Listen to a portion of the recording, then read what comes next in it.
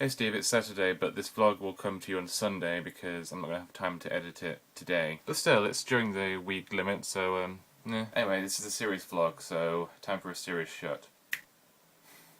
Siobhan thought I'd hate this. Anyway, Steve, thanks for the forfeit, by the way. I know you've been feeling crap the last couple of weeks, so glad to know that you're doing better now. So anyway, I wanted to talk to you today about two of the most important cities in my life.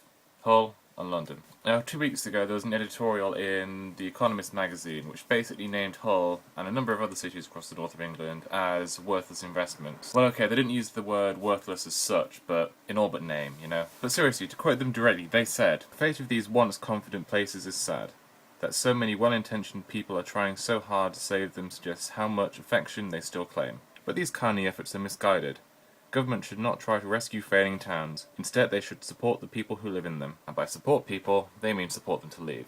And this made me think about my current situation, because in many ways I took your advice. I've moved away from our hometown near Hull to London, and given the field of work that I work in, that was necessary, yes. But it does depress me when I see articles like this that just show such a sheer ignorance of the town and the economy and the people.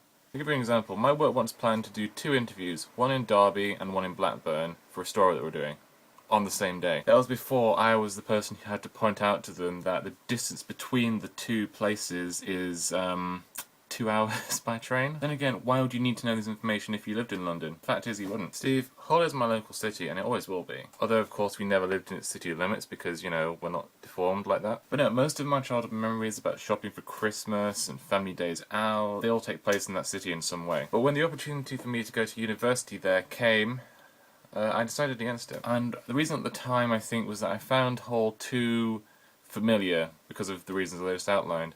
But I think also just because it just felt a little bit bland in some ways, you know? But that isn't to say that we should just simply put all our eggs in one basket, i.e. London, which sadly, according to a recent report by The Guardian, is exactly what we are doing in the UK. The report revealed that since 2008, the percentage of UK growth produced just by London and the South East has risen from 36% before the crash to 48% now. So our national economy, Steve, is now dangerously centralised around the sprawling metropolis, from which I'm vlogging to you right now. And when you start putting investment from places like Hull, you only make the situation worse. See, it's a circle, Steve, and it's vicious.